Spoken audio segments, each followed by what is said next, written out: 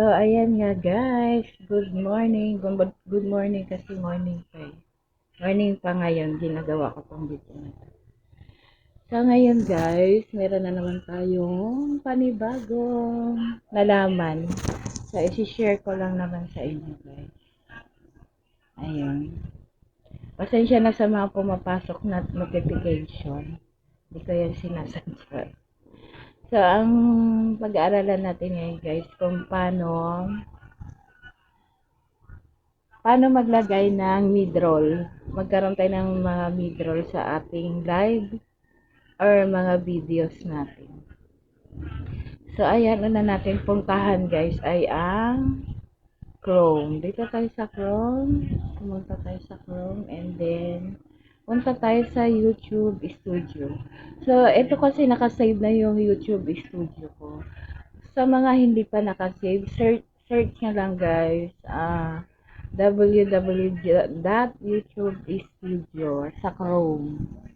Ayan, sa hindi pa mga hindi pa So, nandito na agad tayo sa saan ba to? Monetization. Hindi naman tayo dyan, guys. Dito tayo pupunta sa videos.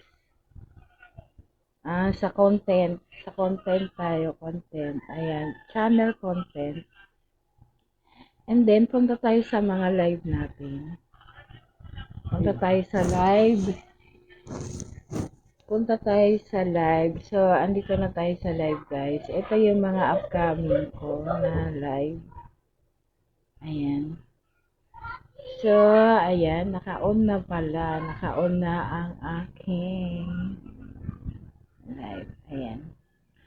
Dito kasi sa cellphone, makikita mo, pag naka-on na siya, pindutin mo lang ulit para lumabas tong mga dollar sign na upcoming. Ito ang pindutin natin yung dollar sign. Ayan.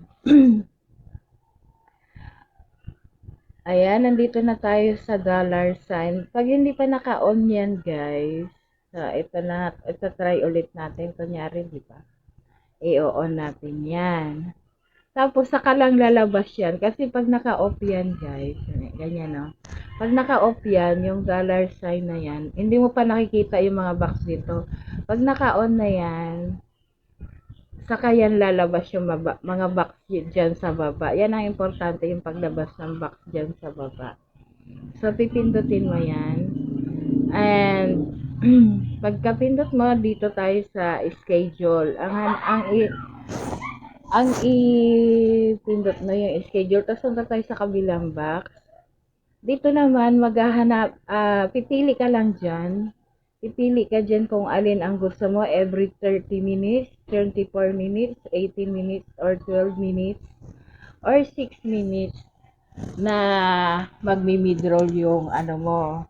Lalabas ba yung ads ng yung live? Ayan. So, ang pinili ko, syempre yung 6 minutes para makarami tayo. And then, wag niyong kalimutan ang pag-check. Ayan, kunyari wala pang check. Yan, check na natin.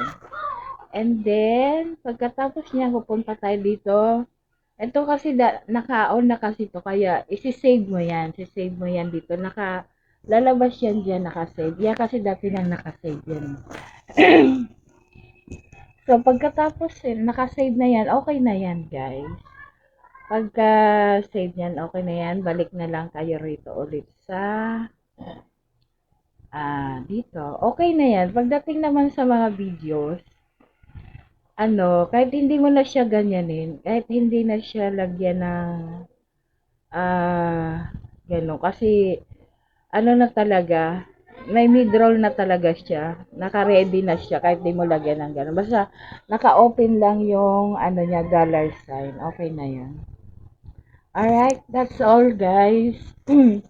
Sana may natutunan kayo sa aking mini tutorial. And pasensya na kayo guys sa mga mga nadidinig nyo background. Maingay dito eh. So yun lang. Thank you everyone sa panonood. See you sa susunod na tutorial. Bye!